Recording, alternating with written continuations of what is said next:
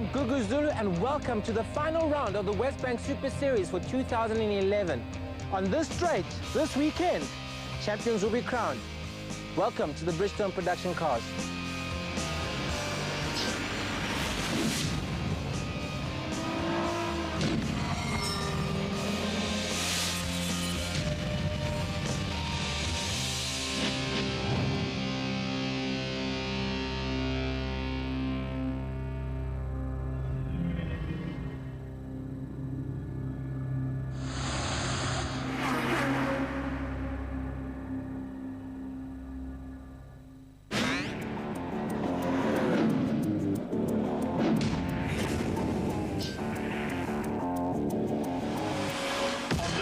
The Bridgestone production cars will be wrapped up. Classes A and T's championships go down to the wire at Zwartkops. Hi, I'm Naomi Schiff. I'm giving Googs a bit of a break. For more information on Westbank Super Series, log on to www.westbanksuperseries.co.za or SMS the word motorsport to 31329. Stay connected.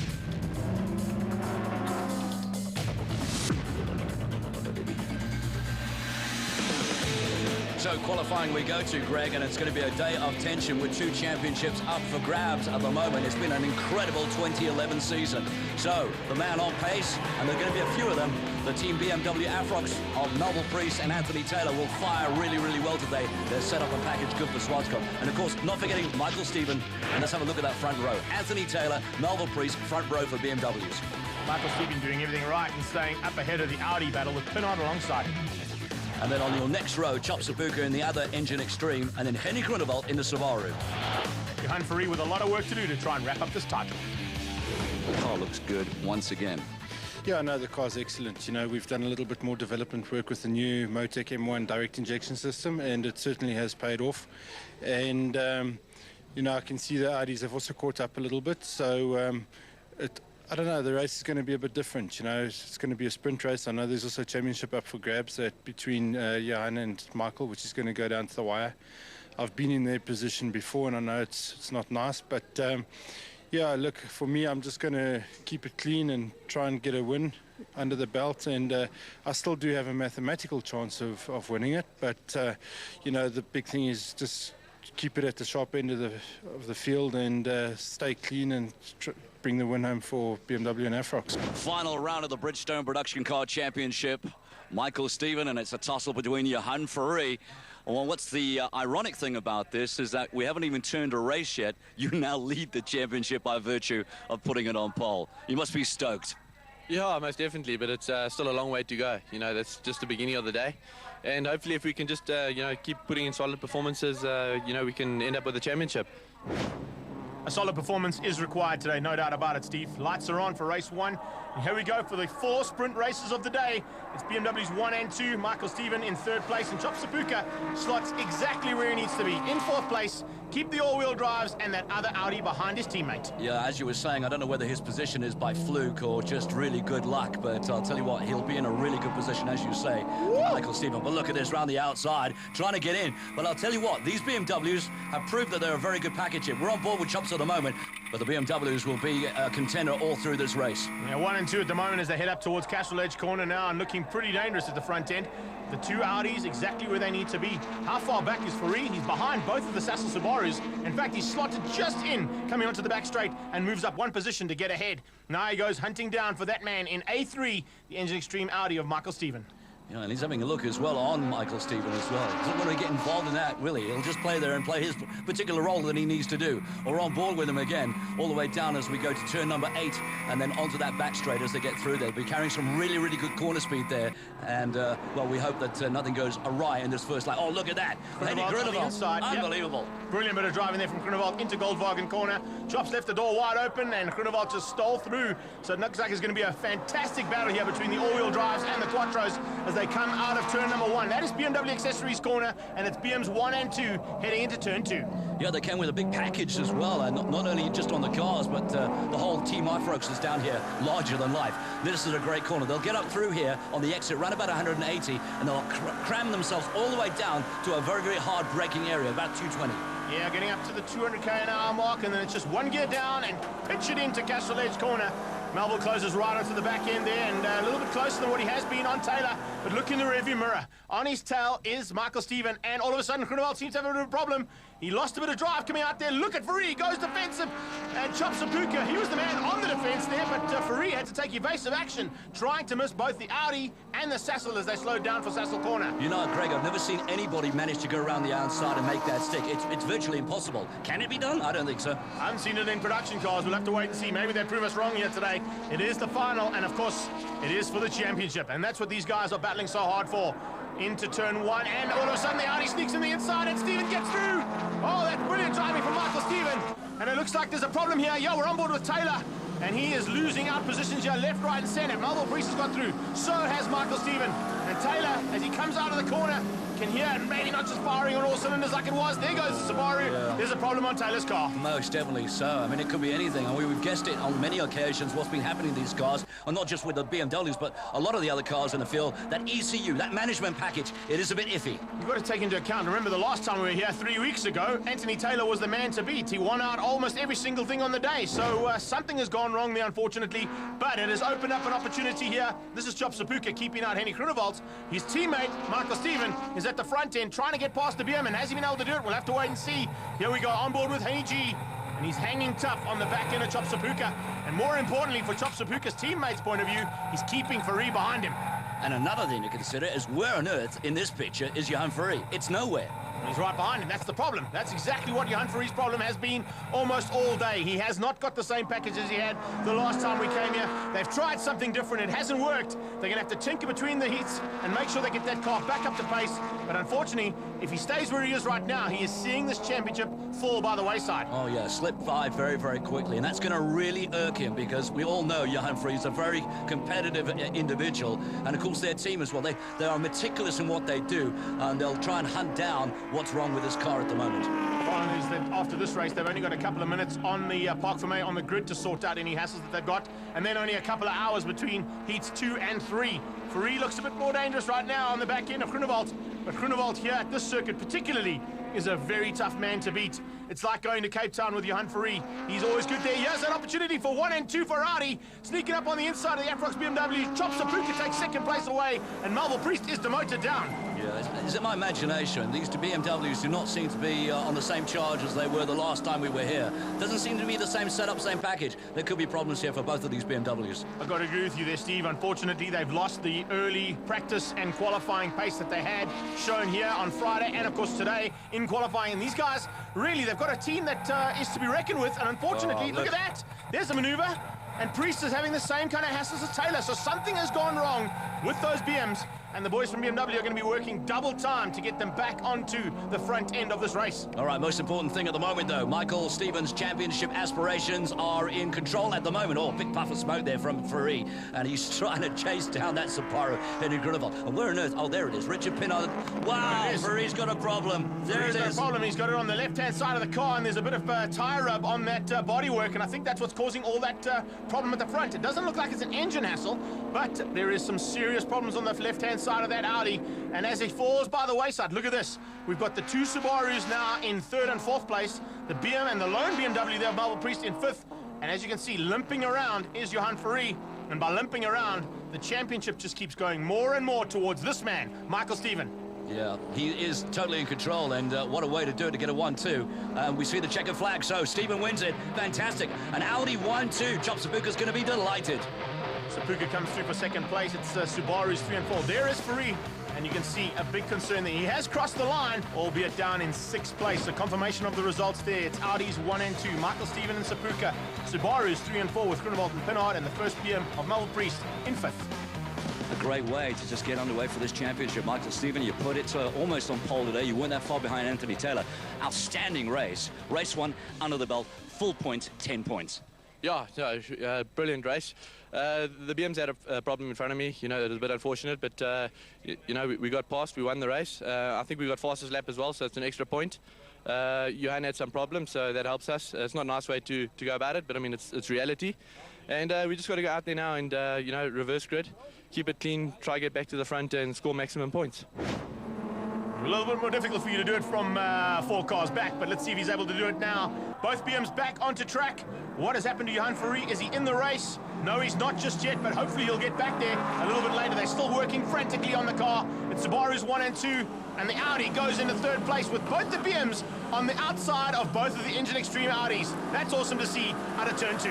Tight right-hander, as we've always said. It's very difficult around there. You've got to slow the car down in a big way to 60 kilometers around. But look at Pinard charging both those Subarus, and Kenny Grunewald is just following him around. And then it's the other Engine Extreme, and that could be Michael Stephen at the moment. And you know what? You can say it's going his way at the moment because we've only had 4 cars inverted. The luck is certainly going Michael Stephen's way. The luck has gone away from his teammate, though. Top Sapuka can't play the tail gunner roll that he was asked to do because he's now fallen right back out of turn 3. And now it's all up to this man, Michael Stephen, to take it on his own and try and win out over these 2 Subarus and 2 BMWs. He's the meat in the sandwich between the Subarus and the BMs for 1 and 2 and 4 and 5. Final round of the 2011 Bridgestone Production Car Championship, and it's a right dandy it is, certainly. With the Subarus out there leading in the front, Michael Stephen is going to have something to say about this, there's no doubt. I can't believe how well Pinard's going. He is absolutely hauling around here. He definitely wants to take away a victory here if he can. Remember, he's had a really tough season. He's had to play second fiddle to his teammate. He's been involved in the Sassel Subaru team since its inception, and he really has got what it takes. And Pinard is now starting to show the kind of pace that we expected from him earlier on. Grunewald, unfortunately, is falling back and by the wayside as Stephen just sneaks at the inside and takes second position.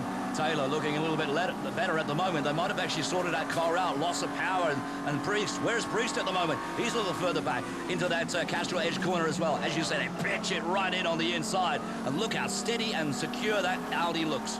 Yeah, the Audi's looking good, so is the Subaru out front, and Taylor's having to drive the wheels off this BMW. He's putting those Bridgestone tyres into massive effect here to try and catch up the gap between himself and second place. He's got pressure from behind still. Here we go, the pressure's coming from Henny G, and oh man, Grunewald has looked good all day long. Remember, he took a victory at the Sassel race day. It's the Afrox race day today, and he's being bettered by the Afrox BMW. Yeah, they've come out in a big way, and so have the support for this race as well. We've seen great support in the last race here at Zwartkops, and now again, there's been great spectator support to come out and see the West Bank Super Series. So, Pinard in charge at the moment, but pressure has been brought to bear by Michael Stephen, and he's having a right day. Started off really well at the moment, and that championship, as you said earlier on, is starting to slip from Fourie because he's not in the picture at the moment. He hasn't even got on the track yet. That's the problem for Johan Fourie, and there's a move from the man who possibly could steal this championship away from Johan Fourie. He's gone side by side with Pinard. He's got better drive out of turn 3, and Michael Stephen hits the front in the Engine Extreme Audi. Brilliant bit of driving there from him. Pinard had no answer, but here comes Taylor.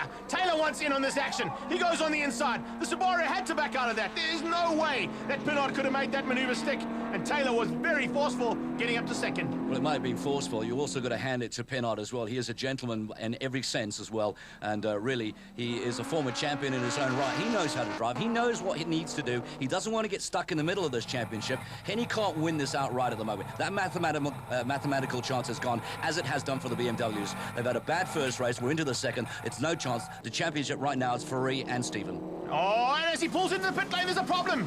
Taylor pulling in a pit lane just out of the blue. I don't know what went wrong there. He realized the problem was there, and he just pulled out of the race completely. That has opened up the door for both the Subarus, but more importantly for this man who wants to take the Bridgestone Production Car Class A title, and a double victory to start the day is heading right his way.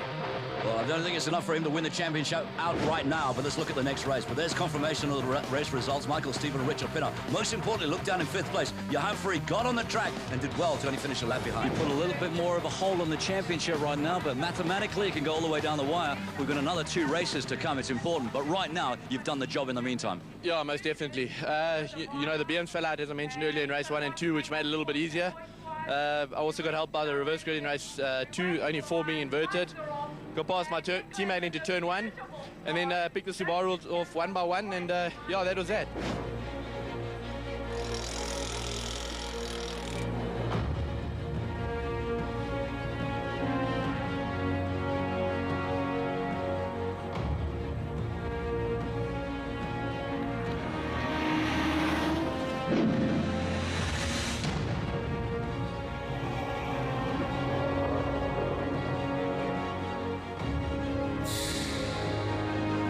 Our championship so far has been a bit of an up and down one. I think we've had quite a good year so far, but 2 unlucky rounds, one in PE and the other one in East London.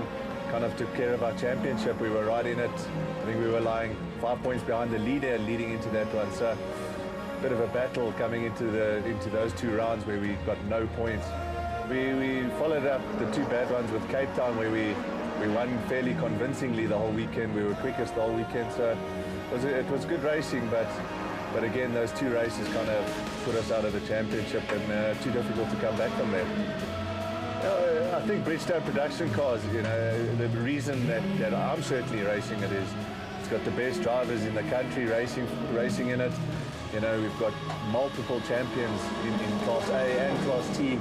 So it's certainly the most competitive racing. I mean, there's lots of guys that are nice to race with. You know, there's always guys that you know you got to give a bit of space and stuff. But my teammate Anthony Taylor, you know, he celebrated 30 years just the other day. 30 years in motorsport. So he's probably one of my favorites to race against. You know, he's tough, but he's always clean and he gives you enough room, but not too much. So he gives double thoughts.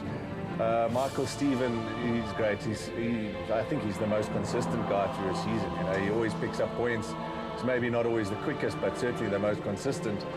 Then there's Johan Fourie, who's multiple champion and certainly looking to add to it possibly this year between him and Michael. So, yeah, I enjoy racing against all the guys, you know, but some you're careful of and some you're not, you know. You know, motorsport's a very expensive sport. You know, you're running the best quality stuff that you can find in the world. You know, not only South Africa. So it's an expensive sport, and without sponsors like Afrox and BMW performance parts, it would be almost impossible to race at this level. You know, cars look good, and you can't do without them. This is world-class racing. Bridgestone production cars in the West Bank Super Series. You can't beat it.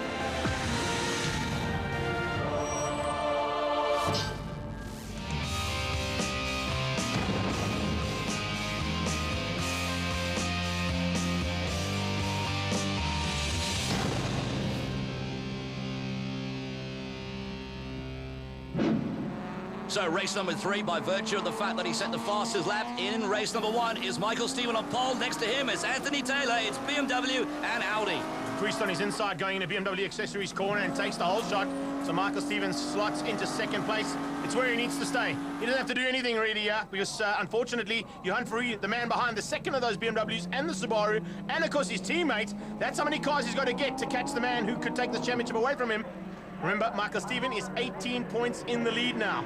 So he's basically got to just get 3 or 4 points in this race and the next one. And Fourie, unfortunately, will lose the opportunity of wearing the #1 plate for 2012. Believe me, Greg, when I say they've done the calculations, they know exactly what they need to do. Stay out of trouble. And that's exactly what he's doing. Put himself at the front end, and that's normally where you want to go. Don't be battling at the back where things can go wrong, and usually do. We've seen it a couple of times this season in production cars. When victories are up for grabs and Chop Sabuka's had a bad second race, he starts to put pressure on. He does indeed, but you know, that's to be expected of him as well. You know, he's a fired-up challenger, and he knows how to drive. He's had some great results on this racetrack as well. And look at the pressure now. Fourie looks like he's got that car back where it should be at the moment, but still a huge mountain to climb here. It's a massive one. Remember that the 2 BMWs also showed a little bit of chink in their armors, but they seem to have got their car sorted out, as has Groenewald, because Groenewald now looking very dangerous right on Michael Stevens' tail. So it's BMW, Audi and Subaru, and that's how the first 3 cars go into a next-con corner, with Groenewald on board here with him. And look at how he's pushing Michael Stevens. He doesn't want to worry about the championship. What Groenewald, Priest and of course Anthony Taylor are worried about is who's going to take last blood for the season. Yeah, the nice thing about this 2011 season, as we look back, and as we are currently in this race as well, none of the cars are infallible. All of the teams and the drivers have had problems this year as well. So, you know what? It's not a given. You really just got to put the homework in, and development's an absolute key issue here. So up towards Sassel corner now, and the Sassel Subaru looks pretty dangerous, looking for a way on the inside of that engine extreme Audi of Michael Stevens. The 2 Afrox BMWs, 1 and 4 on the road right now at the Afrox race day, and we go on board with Taylor. And he wants to close down. He would love to take the last victory, or the second last victory. As a matter of fact, they're in race 3 here, and that's exactly what they want to do in front of their big sponsors. As it stands right now, we've got a champion in the making in Michael Stephen and Henry Groenewald. Well, he'll just churn out the points, and they'll look forward as a team to a new season. They've done well throughout. They've had really elements of good races at various tracks around this season as well. And, you know, you never write them off. Now, the one cool thing about the Class A Production Car Championship, Steve, every single manufacturer that's been involved has taken a victory this year. Yep. And that just bodes well for the future of the sport and, of course, the future of Class A. I couldn't have said it any better, buddy. So out of turn number 3 they come. Michael Stephen is the man they're all hunting down, but unfortunately a little in-house battle between Henny Groenewald and Taylor has slowed them up a little bit, and Stephen's getting away. They're not going to catch Priest. I think Priest has got this car dialed in. Remember, this will be one of the last outings he has in the BMW team. He's looking to go on his own next year and possibly into a 4-ring car. Well, that'll be interesting as well. Another dimension to it. And, you know, will it end up being just a complete Audi series? Bah, you know what? It'll never happen. But I'll tell you what, it'd be nice to see him in a different car as well. On board with Henny Groenewald at the moment. One of the biggest elements that I've seen from this Audi and the S4, the supercharged one, is coming up that hill into the complex. Boy, are they really strong. Yeah, he's got some very good grunt out of turn 4, Castle Edge corner. They go into Goldwagen now, and the Subaru is looking all over the back for a way past the BMW. Can't find it just yet. Look how comfortable Henny Groenewald looks. Doesn't even look like he's building up a sweat there. He's got this car on rails, but unfortunately it's just not quick enough yet to get past Taylor. All right, so sliding it nicely is the BMW. Let's have a look at this. The final lap it is, and it looks like Anthony Taylor will pick up some points. Melville Priest will just be ahead of him at the moment, but that is a good score for BMW at the moment. So Priest is in charge and looking for some maximum points, and Michael Stephen, well, he wins it outright. There it is. That's the championship. We can definitely confirm that, Greg. Yeah, definitely. He's taking the championship now. That is more than enough, and he's got the amount of points that's required to take the Class A championship. They're in second place. It's Afrox BMW though, 1 and 3 at the Afrox race day with Groenewald and Fourie 4 and 5. Back to the action. It's race number 4. 8 laps, 4 cars inverted. I'll tell you what, this is going to be a dandy. And Michael Stephen in the mix again. Oh, Michael Stephen taking the championship now thinks, okay, these guys are all going for last blood. I'm not going to give them that opportunity. I'm going to take the last victory of the season, and he's doing quite a good job of it by sneaking into 3rd place and tucking in behind Melville Priest and Taylor. And of course, Groenewald leads out as he was on pole. So, we've got a Subaru in the lead at the moment. Henny Groenewald in car number 8. Fourie, well, you know what a way for it to end. It's gone really, really south for him. But he'll be back, there's no doubt. He is a champion. Oh, Sapuka, where are you going? A little bit of ploughing on Zwartkops. He's got an extra bit of quattro power going into Castle Edge corner there, but unfortunately it didn't pay off for him. He tapped out of it, thank goodness, otherwise there could have been 2 Audis on the sideline there. But there is still an action aplenty coming in as the all-wheel drive Subaru comes to play with these quattros at the back end of Class A. Yeah, I've said it before, and you see how strong they are, both of them. Not only the Engine Extreme Audis, but also the Indy Oil Audi of Fourie. They are so strong up there. Was that a puff of smoke there from Fourie again? Big puff of smoke, unfortunately, and he seems to be battling with that car. It really has turned sour, as you said. But across the line and completing the lap, it is the Sassel Subaru out front. And Anthony Taylor, he'd love to make this last victory his. What has Michael Stephen got up his sleeve, though? He's pushing hard, trying to catch these two, but no one's pushing as hard as what Taylor is right now. Remember, this is the last race he has A1 on the side of his car. Let's also not forget, once again, and I know we've mentioned it before, but Henny Groenewald is the king of reverse grids. Well, he's pushing hard at the front, and since he's been at the front, we saw the last time out here at Zwartkops, when he was on pole, he could take a victory. Unfortunately, Taylor's got that car now sorted out. And it seems to be on rails going through Castle Edge corner on the inside of the Subaru. It's rear-wheel drive versus all-wheel drive as they go up the back of the hill, up towards Sassel corner, and the Sassel car is hanging on. That Subaru does not want to let... Oh! Robbins racing, baby! That's what it's all about. What's wrong with this picture right now? Tell me, what's wrong with this picture? Where on earth is Johan Fourie? Well, unfortunately, Fourie, looking in the background there as they came up the hill, I didn't see his car at all. And that is just a really sad way to end the season. He has been so competitive, and it came down to the final round and down to the 3rd race of the final round to sort out the championship. Oh, look at this. It looks like Taylor's got a problem. He's pulling to the sideline. I wonder. Oh, that little touch might have cost a problem on the car, and Taylor is going to end his season and that #1 plate being removed from his car on the sideline of race 4. What do you consider to be a little touch? Well, it was a little one. You know, you have big ones, and we've seen big ones, no doubt about it. We have. That was a very gentle rub. Rebuilds come to mind. Exactly. Unfortunately, though, for Anthony Taylor, he is on the sideline for the final race of the season, and that's not the way the outgoing champion wanted to end his day. So great support for this final round of the Bridgestone Production Car Championship. 9 rounds all across the country we've been, and we brought a lot of cheer to a lot of people who support motor racing. There's still a little bit of cheer to come for the end of the day's race. Who is going to take final victory here? There's a move from Priest on the inside. Michael Stephen's going to try and keep him honest, but he drives around the outside. Nonetheless, the Quattro's got the drive and the line for the next corner, and it'll probably just force him slightly wide to take the left-hander through Execuline. Now they come out of Execuline corner, and they're trying to close down on that Sassel Subaru. but they haven't quite got it yet. Yeah, I told you again, I've never seen it go around the outside. Anybody pass it, particularly not an Audi anyway. So out of Goldwagen corner, onto the straightaway we go. And I'll tell you what, large and in charge of the South African champion as we go to the final lap. And that engine extreme, what a great package they brought. Not only his, but Chopsapuka's as well. Problem on the front end though, check it out. Oh, there's bits and pieces coming off the Subaru. Something's gone pop there. I'm not quite sure. It's the front right. The front right tyre has gone. And will Henny Krunow be able to keep Michael Stephen at bay here? Michael's seen the problem and realised he can sneak through. He's going to have better drive. He'll have better handling. But look at how Henny Krunow is trying to keep that Subaru out front. Is that tyre flat? Oh, that is completely flat, but there is nothing left of the tyre. He goes wide. He goes on the inside. There comes Michael Stephen. Michael Stephen is going to take the final victory. He's going to take 3 out of 4 and the championship and rub it in everybody's faces. Fantastic result. Well done, Michael Stephen. Brilliant driving there from the Audi man. Second place, eventually going to Melville Priest as Henny Krunow limps his Subaru across the line and takes third place. Chopsapuka hanging on to fourth place in the second of the Audis. Richard Pinard finishes up in fifth. And to top it off, I think the cherry on top was winning the final sprint race. You already knew that you were South African Championship. You've got to be feeling pretty content right now. Yeah, I'm over the moon. As you said, race 4, Henny delaminated a tyre in the last lap. You know, I had to go for it, and we passed him into the last corner and won race 4. So, great way to end the season.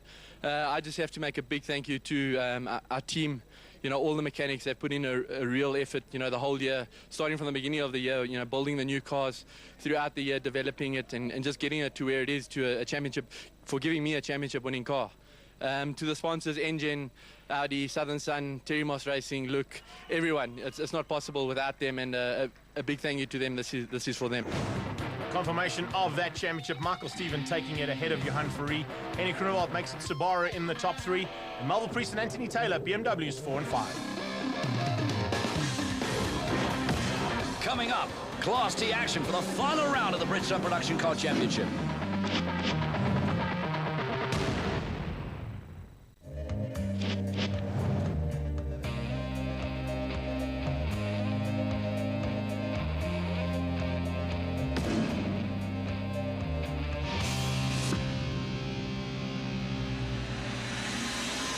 Both Gennaro Bonafide and Richard Rutz coming to play in the qualifying and out-qualifying both the Fords, are just helping out the man who got pole ahead of Michael van Rooyen, and that was Graham Nathan. So, confirmation of our front row, Graham Nathan, Michael van Rooyen bodes well. 2 Golfs right behind him, GDI 5 of Rutz and GDI 6 of Bonafide. Then, on the next row, Gary Formaggio in the Ford and Heinz Bosse in the Mazda. A lot of work to do, but he will be helped out by Ian Pepper. Jacques Jabet in 8th place in his GTI 5. Back here again at Zwartkops, and Graham Nathan has stuck it on pole in Class T. That's a good performance for the car. Is the car any different from the last time we were racing here? No, the car's exactly the same. It's prepared just as well as it was last time. The Indy Oil Nathan's racing team have done a superb job. Richard Rutz led me around the track now with my old car, and he done a great job as well. I was just going to go out there, put my head down, try and gather as many points as possible, and let's see how the day pans out. You're leading the championship. All you've got to do is just keep it tidy. Get out there, do what you do best, because Nathan's the one that's got the hill to climb. Oh, you know what? At the end of the day, we've lost another 3 points now in qualifying. We only start 5th, which is probably a little further down than we'd like to have started. It's going to be tough for us, and we've got all the VWs in front of us. We know what their strategy is. It's been pretty clear to us all week. You know, you've got to keep calm, but it's extremely hard to keep calm in conditions like this. So, you know, keep the car on the road, as you say. Finish the races as best we can. You can only drive the car as fast as it will go. In terms of the power and stuff, which we've lost obviously a bit since the last race with the penalty that we received. So it's going to be a tough afternoon. Championships are to be decided today. We've seen Class A wrapped up. What's going to happen here in Class T? Well, a 2-horse race in both classes. There's no doubt for Martin Nathan, as it was with Michael Stephen and Fourie. Graham Nathan has done everything right at the front end of the field, and you can just see how hard Gary Formaggio's work is going to be today. He's being boxed in at the moment by 2 GTIs. One of them is the 6 of Bonafide. As we go on board with him, looking on the back end and looking for a way past early on here on Michael van Rooyen. Oh, and already some bumping. Rutz in that Golf 5 from Nathan. Oh, he's doing the job. Well, we expected something like this, didn't we? It's kind of what he's been brought in to do. Play the blocking role. Don't let Formato through no matter what, and that's exactly what he's doing. Late breaking into Castle Edge corner. The Individual GTI 5. Here comes Germany and Pepper. They're coming from the back end. In fact, unfortunately, Pepper's had a bit of a problem. As he got in the car and drove off on the start line, the shock broke. So he's going to have a really tough day in the saddle. Oh, look at this. The Rustenburg Rocket, Michael Van Rooyen, certainly on the pace. They've done a lot of work with this car. They've had some bad luck, as we mentioned. Of course, their mechanics weren't too happy about me calling them Tinkerbell team, but you know, it was all in fun, and as they said, you know, we don't hold any grudges. The Williams Huntman is on the fly, though. He's really looking for a way to get ahead of Nathan. He's got a worrying man and a worrying factor behind him. There is Germany looking to come through on Bonafide. Bonafide looking to do the same thing there on Formato. So it's a three-way battle there for what is 4, 5, and 6 on the road, and 1, 2, and 3 hardly split by anything. Well, the one thing that we have observed in this particular race is, right, we've got Ian Pepper, who's another Ford, added to Dumini and Formato. We've got another Golf in terms of Indy colours coming in to help Nathan. I'll tell you what, there's a lot going under this. A lot going under these waters at the moment. Team sport, that's what it's all about. There are team orders today, I can tell you. They haven't been all season long, but today is for the championship, and this is where it's going to come into play. So are you saying that a championship at all costs? Oh, they're going to go out there, that is for sure. They're going to go out there with everything they've got. And Nathan at the front end is doing exactly what he needs to do. Remember, Formato leads coming into this, so he's got to do it all. It's up to Nathan to try and take as many points away, and possibly enough points away, to steal the championship. Well, earlier on, I was speaking to Michael Van Rooyen, and he also said to Graham Nathan, he said, you know what, I'm here to win well, not a championship, but I'm here to win races. If you're in my way, I'm going to go around you. And you know what Nathan said? Come on. Well, that's exactly what he's trying to do, and Nathan is doing exactly what he said. Come on. Hasn't found it just yet into Goldwagen, has another big look, and that OPC is really firing well as he comes out. Whoa, Bonafide onto the dirt. Germany going, oh, where are you going, Gennaro? Clearly those Ferrano brakes were working double time as they came out of Goldwagen, because he had to climb on them slightly to stop the car from going completely hayward. You think, do you? You know what worries me right now is that Michael Van Rooyen is chasing down, and he's not getting, Nathan's not getting away from him. Rega Ruertz has got that mission. How far? Formato's 4 wheels on the dirt coming out of turn 3 trying to make that move. Man, you got to stay on the black stuff. He's tapping him, he's tapping him. Oh, no. Van Rooyen's gone wide. It's getting out of shape now, isn't it? Sean Duminy, oh, nearly has his nose taken off there, but Van Rooyen coming back in. But Van Rooyen had to just hang on there for dear life. Formato goes on the inside. He's looking for a way past on Ruertz. Can he make this one stick? He's got him on the inside. Ruertz is going to have to try and go defensive, but on the outside of Sassel, there is no way you can make that maneuver stick. In the background, though, here is Van Rooyen. Can you believe that? This is the replay. This is Ruertz getting involved in all of it. This is Formato on the grass. There's Ruertz in the way, trying to hang on to the inside line. He's got that inside line. Watch the tap. A little touch between the two of them. Van Rooyen goes wayward. In fact, there was hardly anything between the two of them there. Van Rooyen just had to try and keep it on the black stuff. Wasn't able to do that, and he ended up on the dirt. But he isn't out the race. He's just behind these two now. Yeah, but that happened at around about 190 kilometers an hour. I'll tell you what, Michael Van Rooyen did really well to save that. Ruertz now side by side with his GTI counterpart Bonafide. They're playing the blocking role. They're not allowing Germany, Pepper, or Van Rooyen to come into the play. And they've left it to the front end now. What's going to happen there? You can see Gary Formato's got to second, and that's exactly where he needs to be, behind Nathan. He doesn't have to do anything more than that. Graham Nathan has got it all to do. Oh, Germany with a big tap there on Bonafide. Fantastic stuff, but you know what? Job done. It is Formato's got in front of Rega Ruertz at the moment. He can't do much about it. He has to keep this clean, and all he, as you quite rightly said, Formato can just sit there. Bonafide now taps Duminy. How many people are going to give him? I think it's all out for revenge on Sean Duminy for the kind of driving that he's had all season long. It's every man for themselves at the moment. Duminy tries to go around the outside. Oh, Van Rooyen goes up the back end of Ruertz. Every man has had a tap here today. There's not one car out there that hasn't had a rub yet. So this is the only way Michael Van Rooyen can say, you know what, I didn't appreciate what you did there. Here, take one in the bumper. Yeah, have a little return of the favour. Down into Goldwagen there, you can see the leader is Nathan. Here comes Bonafide now. Can he sneak on the inside of Goldwagen? He can. He gets on the inside of Michael Van Rooyen, and Michael Van Rooyen back onto the dirt again. Gets forced wide as the Ferrano GTI sneaks up and takes a position away. Is it my imagination, Greg? Is that OPC Opel Astra? Has it got a little bit of oversteer? Looks like he's having a little bit of problem coming out of the corners now. That could have been caused by when he went off. Bonafide is now out of it. So there's just cars falling by the wayside. Everybody else on track, and around the outside of Jan Fries trailing Audi comes the Indy Oil Golf GTI 6. Nathan is going to take first blood yet today and race one's victory. But right on his tail is Formato, and that's where he needs to be for the rest of the day. Check out who comes through in third place. It's Richard Ruud. So he's done his job. Unfortunately, not keeping out the champion, but he comes across the line and is excluded from the race due to some unsportsmanlike behavior. Must be a great way to start the day. Steve, I'm very pleased. The car's going very nicely. It handled very well with all the weight that I was carrying. I was absolutely maximum ballast, and I could still manage to do the job, which is wonderful. All credit to my team as usual. I drove a very good race. I didn't make any errors like I did the last time when I was here out in front. Michael and I came together in one of the corners, but he hit me on the right rear wheel.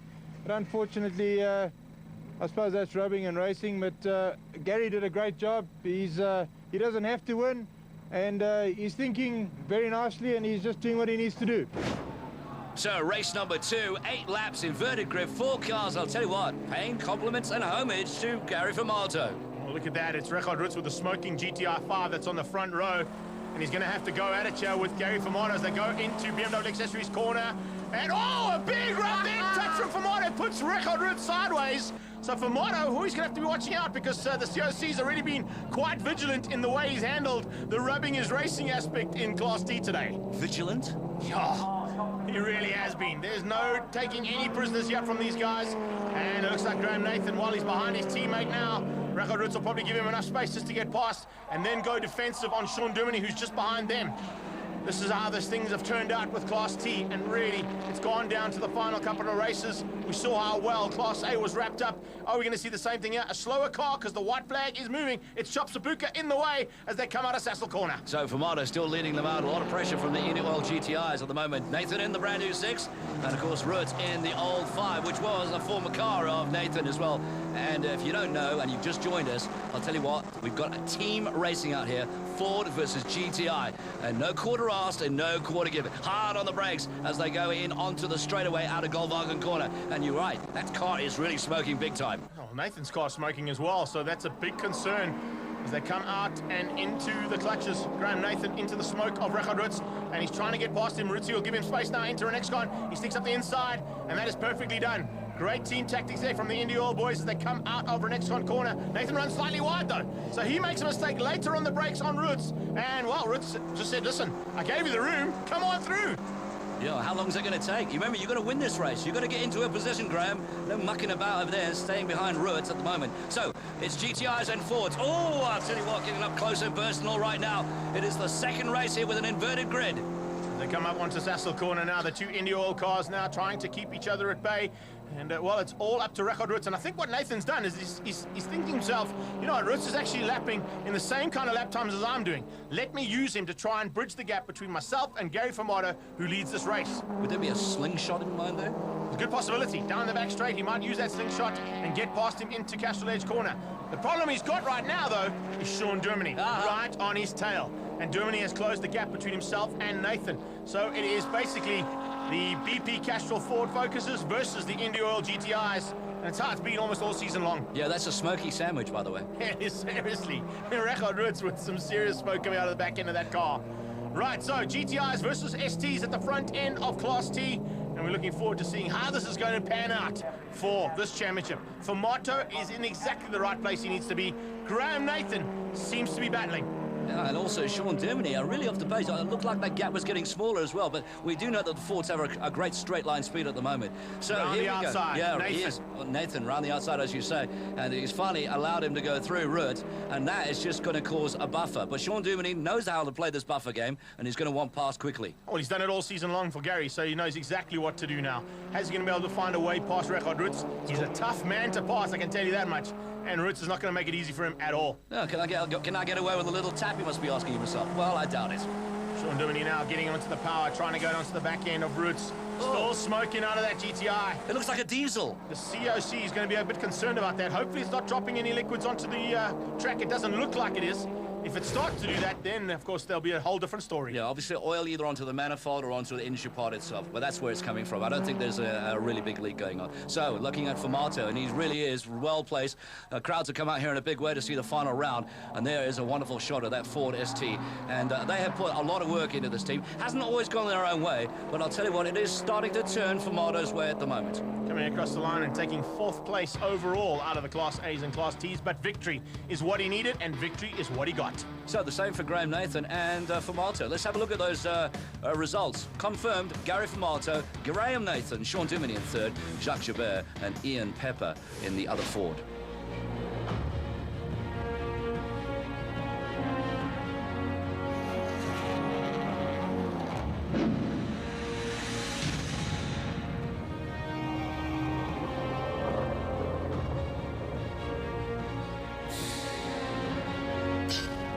Well, it's come down to the final round this weekend at Zwartkops. We had a fantastic outing here last time out with the endurance race, and we were pretty impressed with that. The team hasn't had a fantastic history at the Zwartkops racetrack. So today is about keeping it cool, keeping the car on the road. It's been a fight that's gone, up and down throughout the year. We've, as a team, made a couple of mistakes, and we've managed to claw our way back into the fight. But it's always a difficult one when you've got Graham Nathan with you fighting for a championship. It's a very good team that they run there. Fantastic driver, very tough racer as well. Well, it's an extremely difficult championship to fight for. I mean, we've got competitive people in the class, competitive cars. As we know, Graham is always a tough competitor. My own teammate has been very, very quick on occasion, and of course we know he has been out, has been playing the team game with us. But of course we've got Gennaro Bonafide, probably one of the most promising talents we've got in South Africa motorsport at the moment, certainly in tin top racing. And then Michael van Rooyen on his day is absolutely unbeatable. So to be able to put all those people behind you regularly is quite satisfying. Well, it's been a fantastic 4 years for us with the Ford Motor Company. So I'm very proud to be driving for the company and in this country, in this championship. And a lot of people in the beginning doubted the competitiveness of this car, and we certainly proved a lot of people wrong with the results that we have had over the last couple of years. So it's a big thanks to Ford Motor Company for the backing, and of course Castrol, BP as well for their support. Triple A Performance in terms of the power has been absolutely phenomenal, and I've got to just say thanks to our team internally. I mean, they've been absolutely fantastic this year and kept motivated. And last but not least, EcoWash. We haven't had a cleaner or faster car yet. I've got to say, so far I think I've driven pretty well this year. I've kept myself out of trouble as much as possible, and really had the championship in mind from the onset this year. And it looks like it is paying dividends. This is world-class racing at its best. Class T, Bridgestone production cars.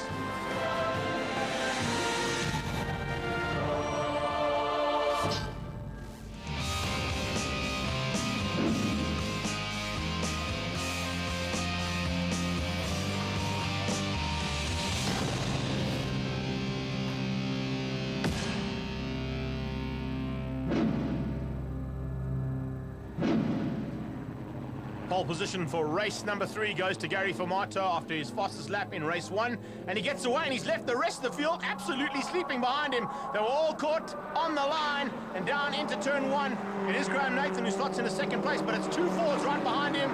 And man, are we in for a great third race here now. At the back of the field and dicing together is the GTI, Jacques Joubert, and then in that mix is the Mazda from Heinz Bazet, circulating, but not just making up numbers, mind you. Yeah, he's right in there, and right behind him, or in fact just getting ahead of him coming out of the next corner, is the Indy Oil GTI 5. It's not Richard Rutz in that car. Remember, he has been excluded.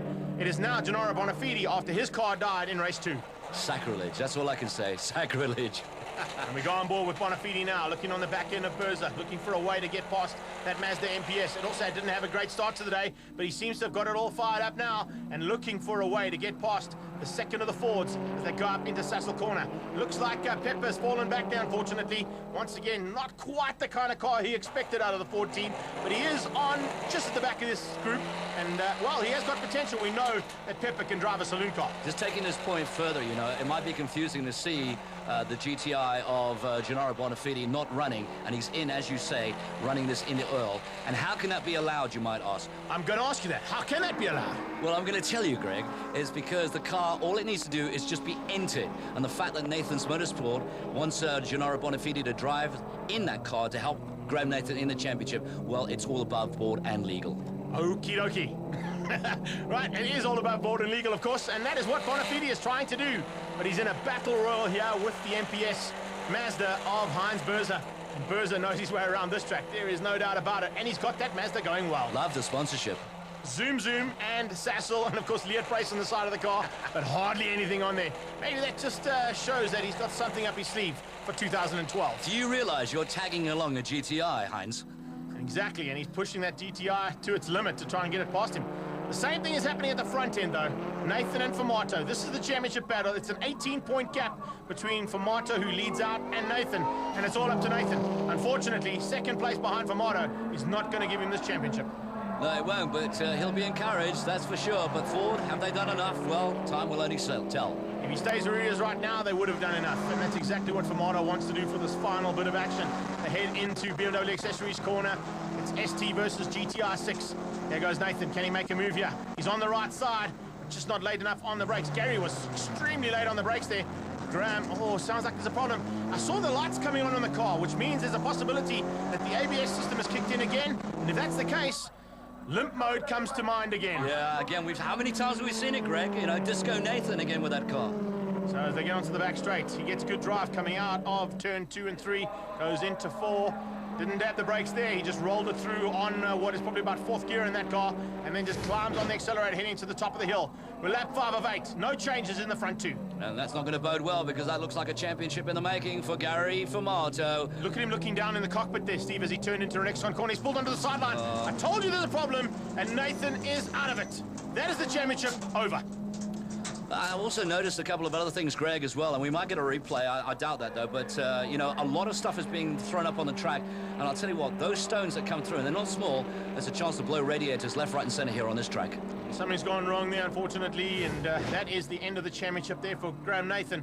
Final lap, it's going to be Fords 1 and 2. In fact, Ford 1, 2, and 4 on the track.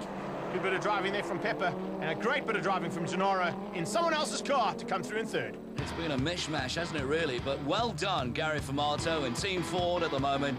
A sad way for Graham Nathan. So, confirming those results as they stand. Gary Famato, we can confirm him champion. Sean Dermody, Gennaro Bonafide, Ian Pepper, and Heinz Berzer in the Mazda. Straight into race 4. The final 8 laps of action coming your way here from the Bridgestone production cars. It has been an absolute war out there. It's been won out in Class T by Gary Famato, and now he wants to go and cement it with another victory. And he's got his 2 Ford teammates out in front of him. They'll make way and let him through to possibly give him that opportunity. Good news for Pepper. He's seeing some daylight out there. He's in front. Graham Nathan on board with him at the moment. Lots of work to do. Gennaro Bonafide is still in that GTI that's being lent to him just to try and accumulate points. So they go onto the back straightaway now. This is where things will basically be thrown to the wayside. A little bit of inside dirt there from Bonafide. Can you hear the stones? Can you hear the stones? Stones everywhere. And I think he gave Graham Nathan a little bit of a wake-up call there. Nate wouldn't have been worried, though. He'll just keep it buried through there and stay on the tail of his second car. They're all over the back of Berzer, and there's 6 cars in it, and there are now 7.5 laps to go. Is that where that term came from? Eat dirt? Exactly. Yeah, except he didn't have his windscreen open like Essa did a bit earlier on. Then he would have really eaten some dirt. Graham Nathan on board with him, car T21, and the GTI 6. Hasn't been easy for the team as well. They came into there halfway through the season and developed a brand new car. And a lot of the teams that have done that haven't had all the success that they would have wished for in 2011. Well, they know what the car's about now, don't they? They certainly do. And more importantly than that, Steve, all the development that's happened in both the GTI 5 and GTI 6s have given Volkswagen the overall manufacturer's title. So no matter the case, Graham Nathan won't win the Class T championship, but Volkswagen will walk away with some honours. Yeah, I know, but, you know, the team will be back. There's no doubt about that. And maybe we might even see a 2-car team. It seems really impressive to see the 2 Indy Oil Golfs out there. It really does make a nice, colourful contribution to the field. I think Ricard Roots is thinking the same thing. He wants to get back and maybe a little retribution from him in 2012. You'll have to watch the way he does that. But at the moment, it is a Ford flying formation at the front. And these guys really have gone all out to make sure that Famato's day is made even better by taking it 1, 2, and 3. Well, you know, I intonated to it earlier on, but it just goes to show you, doesn't it, that if you've got a number of teams out there with more than one car, so it probably bodes well. And Nathan will probably do better in the championship if he's got a wingman. I think that wingman is going to be coming in the form of Ricard Roots if everything goes according to plan. There you can see Nathan just letting his stablemate through there, Gennaro Bonafide. He's having problems in this car. And the last 2 races, unfortunately, that limp mode has kicked in again. There's Berza sneaking through on him as well. So he's just going to try and get to the end of the race and finish up as high as possible. He'll still finish second in the championship. And unfortunately, the 21 on the side of his car will now become a 22 for 2012. All right, so Gennaro Bonafide not having a great year with the Golf 6. As we mentioned earlier on, they developed it. Vito Bonafide must be tearing his hair out, not that there's much to do. Oh, my word! Hello. One Mazda into Renex Con's brick wall. And look how calm the marshal was. Didn't even flinch. They make Nerves of steel. They make them tough here at Zwartkops. Oh, they do. They certainly do. I think those are Kyle Army Marshals actually on turn 2 there. So well done to both Zwartkops and Kyle Army Marshals, and for the entire season for helping us out at all of the rounds. Does it sound like I've got my tongue in my cheek? I think you had a little bit, eh? Pepper and Bonafide side by side, and onto the dirt goes Bonafide. Here we go. Keep it buried, keep it buried. He did. Will he come back? Nathan's on the inside and sneaks back ahead, but that was just because of Bonafide having to go wide, courtesy of Mr. Ian Pepper.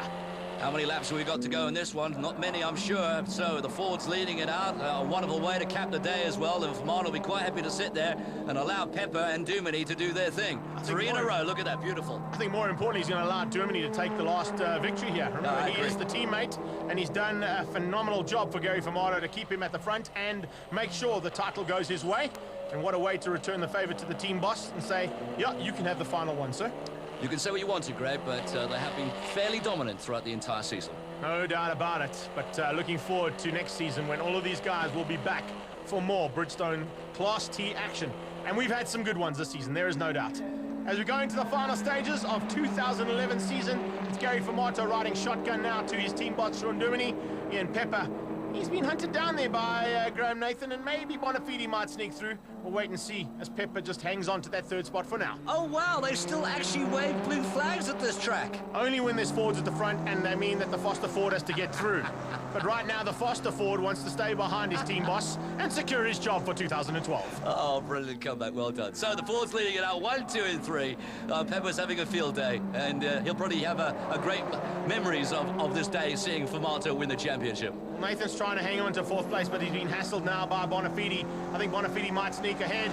They're going to BMW Accessories corner. They are side by side. Nathan just not giving enough room there for Bonafide. And there you go once again, limp mode city, baby.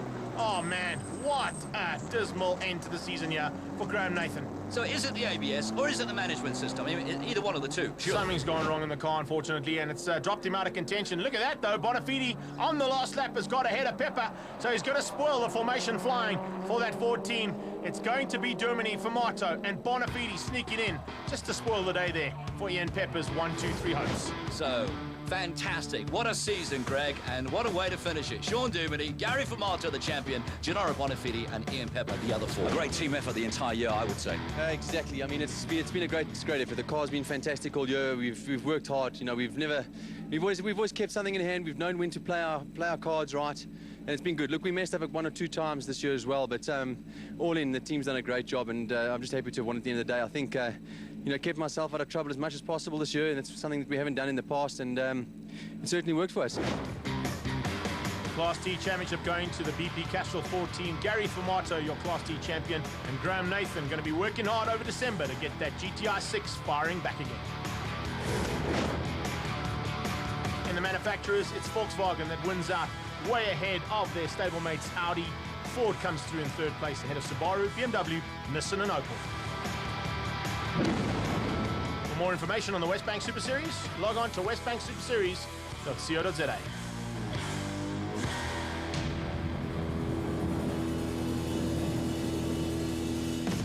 That's a wrap of the Bridgestone production cars at Zwartkops. Champions have been crowned, as well as the champagne is flowing. But next up is the Engine Volkswagen Cup, as well as the Westbank V8 Supercars.